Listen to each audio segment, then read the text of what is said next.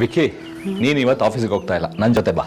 ಅಪ್ಪ ಇವತ್ತು ಆಫೀಸಲ್ಲಿ ಒಂದು ಇಂಪಾರ್ಟೆಂಟ್ ವರ್ಕ್ ಇತ್ತು, ನೀವೆಲ್ಲಿ ಡ್ರಾಪ್ ಮಾಡಬೇಕು ಅಂತ ಹೇಳಿ ನಾನು ಡ್ರಾಪ್ ಮಾಡಿ ಅಲ್ಲಿಂದ ಹೋಗ್ತೀನಿ. ಅಂದರೆ ನೀನು ನನ್ನ ಜೊತೆ ಬರಲ್ಲ? ಅಪ್ಪ ನಾನು ಆ ರೀತಿ ಹೇಳಿಲ್ಲ.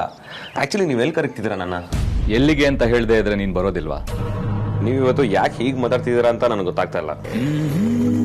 ನೀವು ಎಲ್ಲಿಗೆ ಕರೆದ್ರು ನಾನು ಬರ್ತೀನಿ, ಬಟ್ ನೀವು ಕರಿತಿರೋದು ಎಲ್ಲಿಗೆ ಅಂತ ಹೇಳಿದ್ರೆ ನಾನು ನನ್ನ ಶೆಡ್ಯೂಲ್ನ ಅಡ್ಜಸ್ಟ್ ಮಾಡ್ಕೊಳ್ಬೋದಷ್ಟೇ. ನಾವು ಬೀಗ್ರ ಮನೆಗೆ ಹೋಗ್ತಾ ಇದ್ದೀವಿ, ಆರ್ತಿನ ವಾಪಸ್ ಕರ್ಕೊಂಡ್ ಬರೋದಕ್ಕೆ.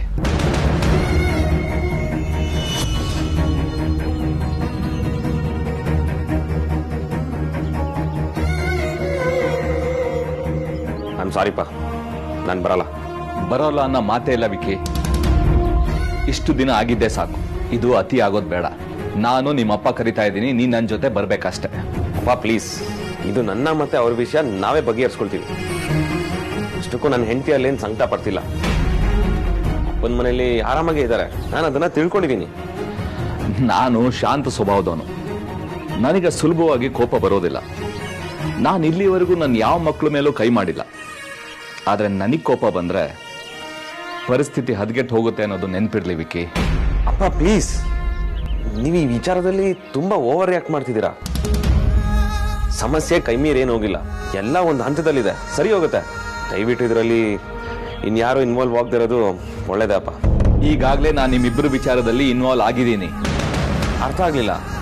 ಆರ್ತಿ ಹತ್ರ ದುಡ್ಡು ತಗೊಂಡಿದ್ ನಾನು ಅಂತ ನಾನು ನಿನಗೆ ಹೇಳೋಕ್ಕಾಗಲ್ಲ.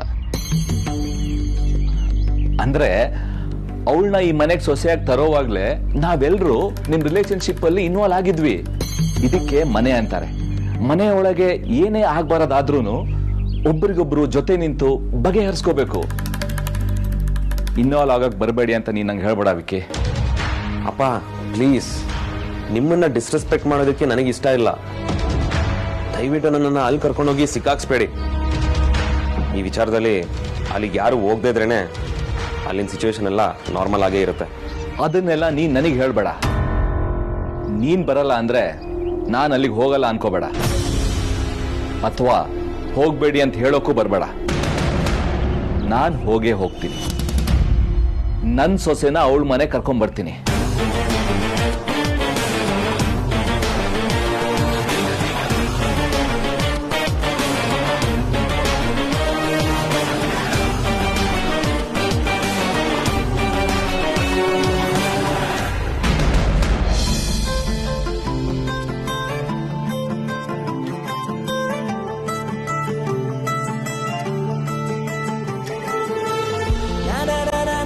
ಈ ಕಾಂತ ಹೇಳೋ ರಾಶಿ ಭವಿಷ್ಯಗಳಲ್ಲೆಲ್ಲ ನನಗೆ ನಂಬಿಕೆನೇ ಇಲ್ಲ.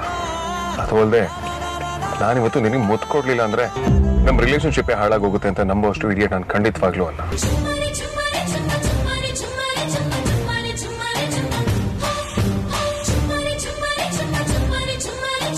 ಹೋಗಿ ಹೋಗಿ ಎಂತ ಹುಡುಗನ ಲವ್ ಮಾಡ್ಬಿಟ್ಟೆ ಅಮ್ಮು ನೀನು. ಹೇಳಿ ಕೇಳಿ ವೇದಾಂತ್ ವಸಿಷ್ಠ. ರೊಮ್ಯಾನ್ಸ್ ಹಾಳಾಗೋಗ್ಲಿ, ಅದ್ರಲ್ಲಿರೋ ಆರ್ ಕೂಡ ಗೊತ್ತಿಲ್ಲ ಅನ್ಕೊಂಡಿದ್ದೆ. ಆದ್ರೆ ಈ ಪ್ರಾಣಿ ಲೆವೆಲ್ ಬಿದ್ದಾಗಿಂದ ಪೂರ್ತಿ ಬದಲಾಗೋಗಿದ್ದಾನೆ.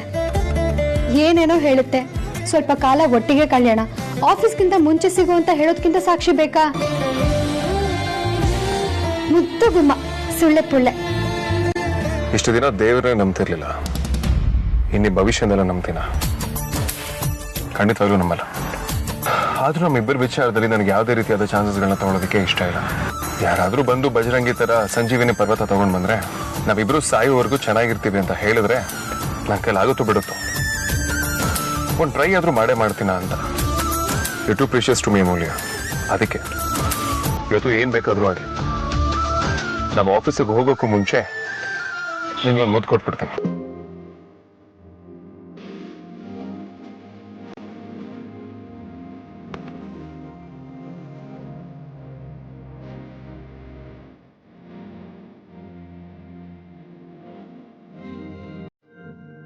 ಮನಸ್ಸಿನಲ್ಲಿ ಏನಾದರೂ ಇದ್ರೆ ಈಗಲೇ ಬೇಡ್ಕೊಂಬಿಡು, ಆಮೇಲೆ ಆರತಿ ಮಾಡೋಣ.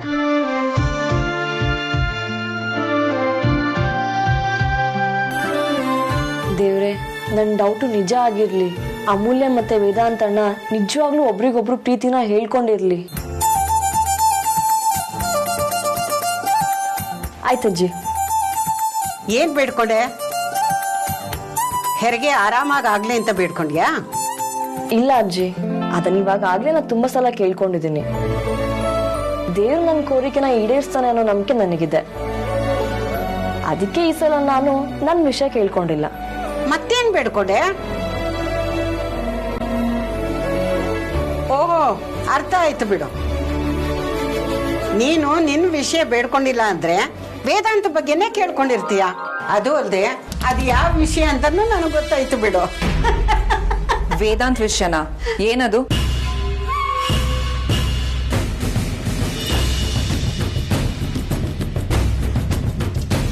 ನನಗ್ ಗೊತ್ತಿಲ್ಲದೆ ಇರೋದು ವೇದಾಂತ್ ಬಗ್ಗೆ ನೀನೇನ್ ಬೇಡ್ಕೊಂಡೆ? ಅದು ಅಲ್ದೆ ಇಬ್ರು ಲಕ ಲಕ ಅಂತ ನಗ್ತಾ ಇದ್ದೀರಾ ಬೇರೆ. ನನಗೂ ಹೇಳಿ, ಸಾಧ್ಯ ಆದ್ರೆ ನಾನು ನಗ್ತೀನಿ. ನಂದಲ್ಲಿ ಇಲ್ಲಿ ನಂದಗೋಪಾಲ ಅನ್ನೋ ಹಾಗೆ ಎಲ್ಲಾ ಕಡೆನೂ ಮೂಗ್ ತೋರಿಸ್ಕೊಂಡು ಬರ್ಬೇಡ.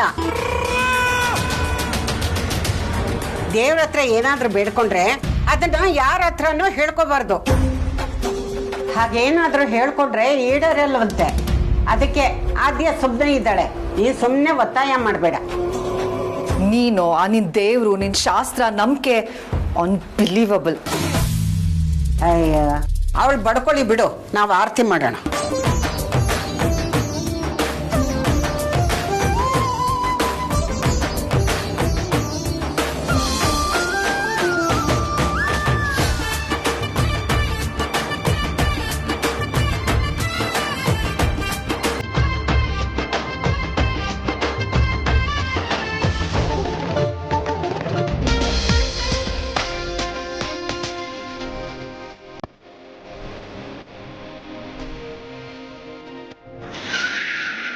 ಕಾಣಿಸ್ಕೊಂತ ಬರ್ತಿದ್ಯಾ? ಕಣ್ಣು ರೋಡ್ ಮೇಲೆ ನೀನ್ ಅವರು ನನಗೆ ಹೇಳೋದಕ್ಕೆ? ನಾನೇ ಇವತ್ತಿಂದ ಗಾಡಿ ಓಡಿಸಿರೋದಲ್ಲ. ನಮ್ಮ ಹೆಸರು ಬಂದೇ ಒಂದು ಆಕ್ಸಿಡೆಂಟ್ ಕೂಡ ಇಲ್ಲ, ಗೊತ್ತಾ? ಡೈಲಾಗ್ ಹೊಡೆದು ಓಡೋಗೋದಲ್ಲ. ಧೈರ್ಯ ಇದ್ರೆ ನಿಂತು ಮಾತಾಡು. ಒಂದು ಕೈ ನೋಡ್ಕೊಂಡ್ಬಿಡ್ತೀನಿ.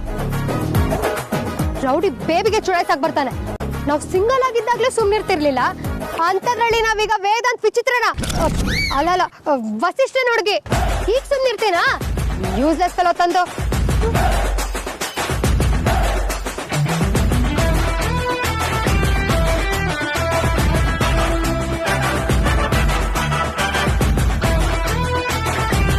ರಾಣಿ, ನಿಂಗೇನಾಯ್ತು ಸ್ಟಾರ್ಟ್ ಆಗಿ?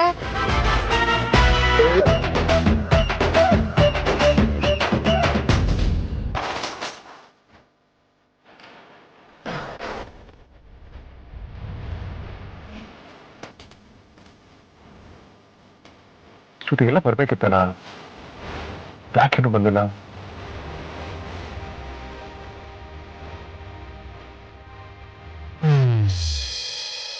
ಸಾಕಮ್ಮ, ಬೇಡ.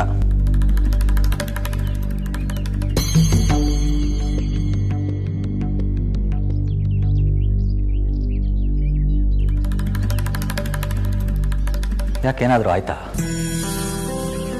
ಯಾಕಿಬ್ರು ಒಂಥರ ಇದ್ದೀರಾ? ಇಬ್ರು ಒಂದ್ ಮಾತು ಆಡ್ತಾ ಇಲ್ಲ. ನೀವಿಬ್ರು ಮುಖ ಬೇರೆ ಸಪ್ಪಗಿದೆ. ಏನ್ ವಿಷಯ? ಹಾಗೇನೂ ಇಲ್ಲ ರೀ. ನನಗೆ ಇಡೀ ರಾತ್ರಿ ತುಂಬ ತಲೆನೋಯ್ತಾ ಇತ್ತು, ನಿದ್ದೆನೇ ಬರಲಿಲ್ಲ. ಇವಳು ಅಷ್ಟೇ, ಅಮ್ಮ ತಲೆ ಒತ್ತು ಕೊಡ್ತೀನಿ ಅಂತ ಹೇಳಿದ್ಲು. ಅವಳು ಸರಿಯಾಗಿ ನಿದ್ದೆ ಮಾಡಿಲ್ಲ. ಇಬ್ರು ನಿದ್ದೆ ಮಾಡಿಲ್ಲ ನೋಡಿ, ಅದಕ್ಕೆ ಮುಖ ಸ್ವಲ್ಪ ಇಳ್ದಂಗಿದೆ ಅಷ್ಟೆ. ಇದು ಯಾವಾಗಾಯ್ತು ಪರಿ? ನಿನ್ನೆ ನನಗೆ ಎಚ್ಚರ ಆದಾಗ ನೀವಿಬ್ರು ಚೆನ್ನಾಗಿ ನಿದ್ದೆ ಮಾಡ್ತಾ ಇದ್ರಲ್ಲ. ನಾವ್ಯಾಕ್ರಿ ಸುಳ್ಳು ಹೇಳ್ತೀವಿ? ನೀವೆದ್ದಾಗ ನಾವಿಬ್ರು ನಿದ್ದೆ ಮಾಡಿದ್ದಿರಬಹುದು. ಆಮೇಲೆ 3 ಗಂಟೆ ನಂತರ ನನಗೆ ತಲೆನೋವು ಜಾಸ್ತಿ ಆಯಿತು, ಎಚ್ಚರ ಆಗ್ಬಿಡ್ತು. ನಾನು ಸಮಯ ನೋಡ್ಲಿಲ್ಲ. ಆದ್ರೂ ಬೀಗ್ರೆ ನಮಸ್ಕಾರ. ಓ ಬೀಗ್ರೆ, ಬನ್ನಿ ಬನ್ನಿ. ಬಹಳ ದಿನಗಳ ಮೇಲೆ ಈ ಕಡೆ ಬಂದಿದ್ದೀರಾ, ತುಂಬಾನೇ ಖುಷಿ ಆಯ್ತು. ಚೆನ್ನಾಗಿದ್ದೀರಾ? ಚೆನ್ನಾಗಿದ್ದೀನಿ. ನಾರ್ಮಲ್ ಡೇಸ್ ಅಲ್ಲಿ ಕೆಲಸ ಅದು ಇದು ಅಂತ ಆಗೋಗುತ್ತೆ. ಇನ್ನು ಹಬ್ಬ ಹರಿದಿನಗಳಲ್ಲಿ ಬರೋಣ ಅಂದ್ರೆ ಹಾಗೆಲ್ಲ ಹೆಣ್ಮಕ್ಳಿದ್ದೆ ಕಾರ್ಬಾರು. ನಮ್ಮನ್ನ ಮನೆ ಕಾಯೋದಕ್ಕೆ ಹಾಕ್ಬಿಡ್ತಾರೆ. ಒಳ್ಳೆ ಟೈಮ್ಗೆ ಬಂದಿದ್ದೀರಾ. ಮನೆಯಲ್ಲಿ ಟಿಫನ್ಗೆ ಅಂತ ಪುಳಿಯೋಗರೆ ಮಾಡಿದ್ದಾರೆ. ಬರೀ ಬೀಗರ್ಗೂ ಒಂದು ತಟ್ಟೆ ಕೊಡೋ. ಅಯ್ಯೋ ಬೇಡ ಬಿಗ್ರೆ, ನನ್ನ ತಿಂಡಿ ಆಗಿದೆ. ಇಷ್ಟು ಅಪರೂಪಕ್ಕೆ ಬಂದು ಹೀಗಂದ್ರೆ ಹೇಗೆ? ಏನು ತಗೊಳ್ಳಲ್ಲ ನಾನು ಹೇಳಿಲ್ಲ. ಕಾಫಿ ಕೊಡಿ, ಕುಡಿತೀನಿ. ನನ್ನ ಕೈಯಾರೆ ನಿಮಗೆ ಸ್ಪೆಷಲ್ ಕಾಫಿ ಮಾಡ್ಕೊಡ್ತೀನಿ. ನೀವು ಕಾಫಿ ಮಾಡ್ತೀರಾ? ಪರಿಮಳ ಅವ್ರು ಅದ್ಭುತವಾಗಿ ಕಾಫಿ ಮಾಡ್ತಾರಂತ ಕೇಳಿದ್ದೆ. ಇವಳು ಕಾಫಿ ಚೆನ್ನಾಗಿ ಮಾಡ್ತಾಳೆ, ಆದ್ರೆ ಇವಳಿಗಿಂತ ಚೆನ್ನಾಗಿ ಕಾಫಿ ಮಾಡ್ತೀನಿ ಅಂತ ನನಗೆ ಮಾತ್ರ ಗೊತ್ತು. ನಾನು ಕಾಫಿ ಮಾಡ್ಕೊಡ್ತೀನಲ್ಲ, ಆಗ ನಿಮಗೆ ಗೊತ್ತಾಗತ್ತೆ. ಇರಿ.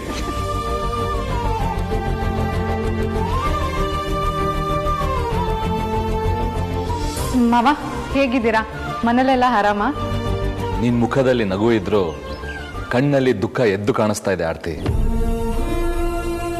ನಾನು ಆ ದುಃಖನ ಮುಗ್ಸೋಕೆ ಅಂತಾನೆ ಬಂದಿರೋದು. ಅರ್ಥ ಆಗ್ಲಿಲ್ಲ ಮಾವ. ಇನ್ನೇನಮ್ಮ, ನಿನ್ನ ಈಗ ನಿನ್ ಮನೆಗೆ ಕರ್ಕೊಂಡು ಹೋಗೋದಕ್ಕೆ ಬಂದಿದ್ದೀನಿ.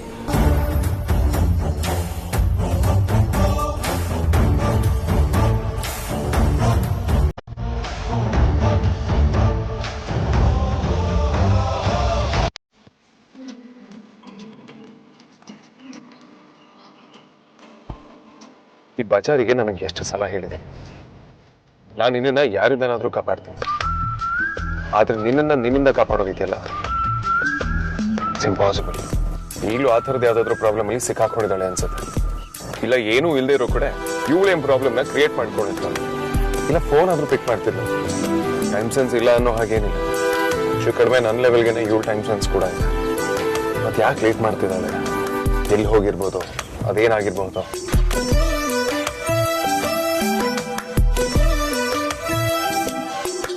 ನೀವೇನೋ ಕರ್ಕೊಂಡು ಹೋಗೋಕೆ ಬಂದಿದ್ದೀರಾ ನಿಜ, ಆದರೆ ನಾನು ಹೇಗೆ ಬರೋಕ್ಕಾಗುತ್ತೆ ಮಾವ? ತಪ್ಪು ನಂದೇ ಅಮ್ಮ. ನೀನ್ ಈ ಇಕ್ಕಟ್ಟಿನ ಪರಿಸ್ಥಿತಿಗೆ ಕಾರಣಕರ್ತ ನಾನೇ. ಶಿಕ್ಷೆ ಪ್ರಾಯಶ್ಚಿತ್ತ ಎಲ್ಲ ತಪ್ಪು ಮಾಡಿದವನಿಗೆ ತಾನೇ ಆಗ್ಬೇಕು. ಯಾರ್ದೋ ತಪ್ಪಿಗೆ ಇನ್ಯಾರಿಗೂ ಶಿಕ್ಷೆ ಆದ್ರೆ ಅದು ಹಾಸ್ಯಾಸ್ಪದ ಆಗುತ್ತೆ. ತಪ್ಪು ಯಾರ್ದು ಅಂತ ಯಾರಿಗಾದ್ರೂ ಗೊತ್ತಾಗದೇ ಇದ್ರೆ ಅದನ್ನ ಅಳ್ದು ತೂಗಿ ತಿಳ್ಕೋಬೇಕು. ಶಿಕ್ಷೆ ಯಾವಾಗಲೂ ಅಪರಾಧಿಗಾಗಬೇಕೇ ಹೊರತು ಅಮಾಯಕರಿಗಲ್ಲ. ಹೊರಗಡೆ ಪ್ರಪಂಚ ಎಷ್ಟು ಕೆಟ್ಟದಾಗಿದೆಯೋ ನಮ್ಮನೆ ಒಳಗಿನ ಪರಿಸ್ಥಿತಿನೂ ಹಾಗೆ ಆಗಿದೆ. ತಪ್ಪು ಮಾಡಿದ್ ನಾನು, ನನ್ನ ಬಚಾವ್ ಮಾಡಕ್ಕೆ ಸಹಾಯ ಮಾಡಿದ್ ನೀನು. ಆದ್ರೆ ಎಲ್ರ ಕಣ್ಣಿಗೆ ಈಗ ನೀನು ಅಪರಾಧಿ ಸ್ಥಾನದಲ್ಲಿ ನಿಂತಿದ್ಯಾ. ನಮ್ಮಲ್ಲಿ ಹೇಗಾಗಿದೆ ಅಂದ್ರೆ, ಯಾರೋ ತಪ್ಪು ಮಾಡ್ತಾರೆ, ಆದ್ರೆ ಅವ್ರು ದೊಡ್ಡವರು ಅಂತ ಯಾರು ಅವ್ರನ್ನ ಪ್ರಶ್ನೆ ಮಾಡಲ್ಲ. ಮನೆಗಾಗಿ ಮನೆಯವ್ರಿಗಾಗಿ ಹಗಲು ರಾತ್ರಿ ಒದ್ದಾಡಿ ಮನೆ ಮರ್ಯಾದೆ ಉಳಿಸೋರು ಮನೆಯಿಂದನೇ ಆಚೆ ಹೋಗೋ ಪರಿಸ್ಥಿತಿ ಬಂದಿದೆ. ಇದಕ್ಕಿಂತ ದೊಡ್ಡ ಹೀನಾಯ ಇನ್ಯಾವುದೂ ಇಲ್ಲ ಮಗಳೇ. ಈಗಲೂ ನಾ ಇದನ್ನ ಸರಿ ಮಾಡಿಲ್ಲ ಅಂದ್ರೆ ಇನ್ಯಾವಾಗ ಮಾಡಲಿ ಹೇಳು? ನೀನು ಇಷ್ಟು ದಿನ ಇಲ್ಲಿ ಅನುಭವಿಸಿದ್ ಸಾಕು. ಮನೆಗೆ ಬಂದ್ಬಿಡು ಮಗಳೇ. ನಾನಲ್ಲಿ ಎಲ್ರ ಮುಂದೆ ತಪ್ಪು ನಂದೆ ಅಂತ ಒಪ್ಕೊಂಡ್ಬಿಡ್ತೀನಿ.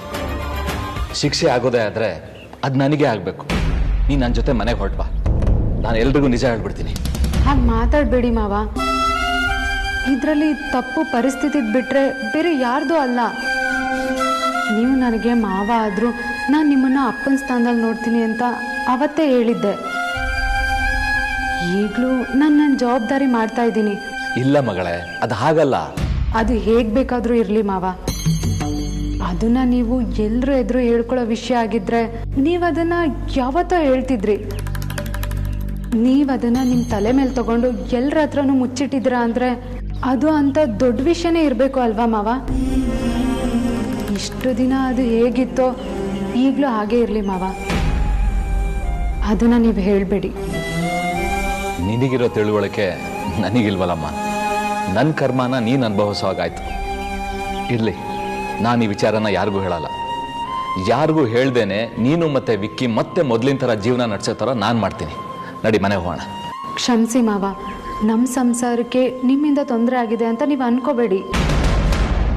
ನಿಜವಾಗ್ಲೂ ಅಂಥ ಸಮಸ್ಯೆ ಆಗಿರೋದು ವಿಶ್ವಾಸದ ಕೊರತೆಯಿಂದ. ನಮ್ಮಿಬ್ಬರಲ್ಲಿ ವಿಶ್ವಾಸ ಚೆನ್ನಾಗಿದ್ದಿದ್ರೆ, ಒಬ್ರನ್ನೊಬ್ರು ಸರಿಯಾಗಿ ಅರ್ಥ ಮಾಡ್ಕೊಂಡಿದ್ದಿದ್ರೆ ಯಾರು ಏನೇ ಮಾಡಿದ್ರು ನಾವು ಚೆನ್ನಾಗೇ ಇರ್ತಿದ್ವಿ ಅಲ್ವಾ? ಅವ್ರ ಪ್ರಕಾರ ನಾನು ನಡ್ಕೊಳ್ತೀನಿ ಅನ್ನೋ ವಿಶ್ವಾಸನ ನಾನು ಮತ್ತೆ ಮುರಿದಾಗುತ್ತೆ. ನನ್ನ ಇಲ್ಲಿಗೆ ತಂದುಬಿಟ್ಟವರು ವಿಕ್ಕಿ. ನನ್ನನ್ನು ವಾಪಸ್ ಈ ಮನೆಯಿಂದ ಆ ಮನೆಗೆ ಯಾರಾದರೂ ಕರ್ಕೊಂಡು ಹೋಗಬೇಕು ಅಂದರೆ ಅದು ಅವ್ರು ಮಾತ್ರ ಮಾವ. ಅವ್ರು ಕರೀದೆ ನಾನು ಆ ಮನೆಗೆ ಬರಲ್ಲ. ಇದು ನನ್ನ ಹಠ ಅಲ್ಲ, ನಾನು ಅವ್ರ ಮೇಲೆ ಇಟ್ಟಿರೋ ಪ್ರೀತಿ ನಂಬಿಕೆ. ಹಾಗಾದ್ರೆ ನೀ ಇಲ್ಲೇ ಇರ್ತೀಯಮ್ಮ?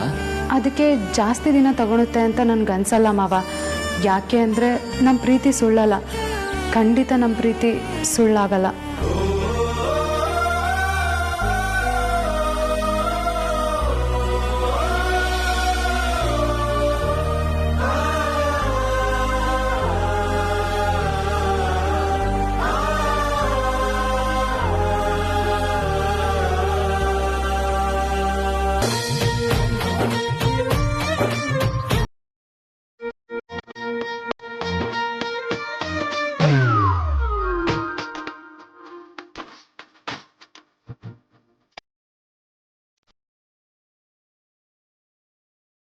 ಅಂದ್ಕೊಂಡ್ ಹಾಗೆ ಆಯ್ತು.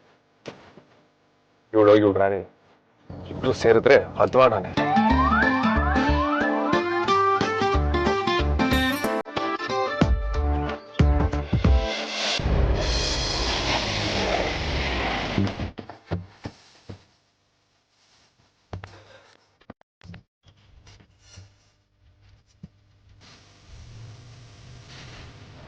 ನನ್ನ ಬಜಾರಿ ಎಲ್ಲಿ ಅಂತ ಎಲ್ಲ ಕಡೆ ಹುಡುಕ್ತಿದ್ರೆ ಫಸ್ಟ್ ಎಪಿಸೋಡ್ ಅಲ್ಲಿ ಎಲ್ಲಿದೆಯೋ ಅಲ್ಲೇ ನಿಂತಿದ್ಯಾ. Same to same, never running problem. Sorry, ತುಂಬಾ ಕಾಯಿಸ್ಬಿಟ್ಟೆ. ಆದ್ರೆ ನಂದೇನು ತಪ್ಪಿಲ್ಲ. ಏನೋ ಗೊತ್ತಿಲ್ಲ, ಅವಳು ಇದಕ್ಕಿದ್ದಂಗೆ ಸ್ಟ್ರೈಕ್ ಮಾಡಕ್ ಶುರು ಮಾಡಿದಾಳೆ. ನಿನ್ನ ರಾಣಿ ಯಾವಾಗ್ಲೂ ಇದಕ್ಕಿದ್ದ ಹಾಗೆ ಅಲ್ವಾ ಕೈ ಕೊಡೋದು? ಅದ್ರಲ್ಲಿ ಹೊಸ್ತೇನಿದೆ? ಸಾರಿ, ಏನೋ ಮಿಸ್ಟೇಕ್ ಆಗಿದೆ. ಏನು ಸಾರಿನಾ? ಬೇಡಪ್ಪ ಬೇಡ. ಬೇಡ್ವಾ? ಯಾಕೆ? ನನಗೆ ನನ್ನ ಬಜಾರಿ ಫುಲ್ ಫಾರ್ಮಲ್ಲಿ ಇದ್ರೇ ಇಷ್ಟ ಆಗುತ್ತೆ. ಒಂದು ಮಾತಿಗೆ 100 ಕೌಂಟರ್ ಕೊಡಬೇಕು, ಹಾಗೆ ಎಲ್ಲ ಕರೆಕ್ಟ್ ಆಗಿದೆ ಅಂತ ಅನ್ಸೋದು. ಅದನ್ನ ಬಿಟ್ಟು ಈಗ ಸಾರಿ ಎಲ್ಲ ಕೇಳಿದ್ರೆ ಸಮಥಿಂಗ್ ಇಸ್ ರಾಂಗ್ ಅಂತ ಅನ್ಸುತ್ತೆ. ಇಲ್ಲ, ನನ್ನಿಂದಾಗಿ ನಿನ್ಗೂ ಲೇಟ್ ಆಯ್ತಲ್ವಾ ಅಂತ ಸಾರಿ ಕೇಳ್ದೆ. ನಿನ್ ಬಜಾರಿ ತನ್ನಿಂದ ತಪ್ಪಿದ್ದಾಗ ಯಾವಾಗ್ಲೂ ಅದನ್ನ ಕ್ವೆಶ್ಚನ್ ಮಾಡದೆ ಒಪ್ಕೊಂಡಿದ್ದಾಳೆ. ಬಾ, ಸ್ವಲ್ಪ ಹೆಲ್ಪ್ ಮಾಡು. ಈಗ ಸ್ವಲ್ಪ ಫಾರ್ಮಿಗೆ ಬಂದೆ ನೋಡು. ನೀನು ಸಾರಿ ಕೇಳುವಂಥದ್ದೆಲ್ಲ ಏನೂ ಆಗಿಲ್ಲ. ಒಂದು ಕಂಪನಿ MD ಕೈಲಿ ಗಾಡಿ ರಿಪೇರಿ ಮಾಡಿಸ್ಕೊಳ್ಳೋದಕ್ಕೆ ಹೊರಟಿದ್ಯಾ. ಜಗತ್ತೇ ಬದಲಾದ್ರು ನೀನ್ ಈ ಅಳ್ಸೋಗಿರೋ MBA ಫಿಲಾಸಫಿ ಮಾತ್ರ ಬದಲಾಗಲ್ಲ ನೋಡು. ಆ ಭ್ರಮೆನೆಲ್ಲ ಬಿಟ್ಟು ಹೆಲ್ಪ್ ಮಾಡು ಬಾ.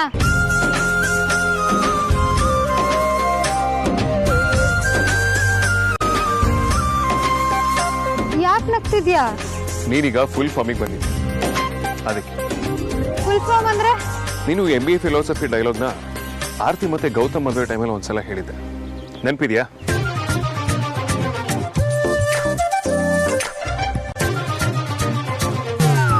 MBA ಮಾಡಿದ್ಯಾ ಅಂತ್ಯ ಸಣ್ಣ ಲಾಜಿಕ್ ಕೂಡ ಅರ್ಥ ಆಗಲ್ವಲ್ಲಯ್ಯ. ಎಂಟ್ರೆನ್ಸ್ ಎಕ್ಸಾಮ್ ನಲ್ಲಿ ರೀಸನಿಂಗ್ ಒಂದ್ ಸಬ್ಜೆಕ್ಟ್. ಸಿಲ್ಲಿ ಮ್ಯಾಟ್ರಿಗೆ ಗೊತ್ತಾಗ್ದಿರೋ ನೀನು ಅದನ್ನೆಲ್ಲ ಹೇಗ್ ಪಾಸ್ ಮಾಡ್ದೆ ಅಂತ. ನೆನಪಾಯ್ತಾ? ಅದು ಒರಿಜಿನಲ್ ರೌಡಿ ಬೇಬಿ ಅಂದ್ರೆ. ನನಗೆ ಲವ್ ಆಗಿದ್ದು ಕೂಡ ಆ ಬಜಾರಿ ಮೇಲೆ. ಅಯ್ಯ ಮಾಡಿ, ನಾನು ಅಷ್ಟಿಂದ ಹೇಳಿದ ಡೈಲಾಗ್ ನನಗೆ ಇನ್ನೂ ನೆನಪಿದ್ಯಾ? ನಿನ್ನೇ ಲವ್ ಮಾಡ್ಬೇಕು ಅಂತ ನಾನು ಮನೇಲಿ ಬರ್ದಿತ್ತಲ್ಲ, ಅದಕ್ಕೆ ನನಗೆ ಗೊತ್ತಿದ್ದ ಹಾಗೆ ನೆನಪಲ್ಲಿ ಹೊಡೆದ್ಬಿಟ್ಟಿದೆ. ಅದೇನೋ ಹೇಳ್ತಾರಲ್ಲ, ಯಾಕೆ ಸೈಡ್ ಎಫೆಕ್ಟ್ಸ್ ಅಂತ, ಹಾಗೆ. ಈ ರಾಣಿಗೆ ಏನಾಗಿದೆ ಅಂತ ನೋಡೋಣ.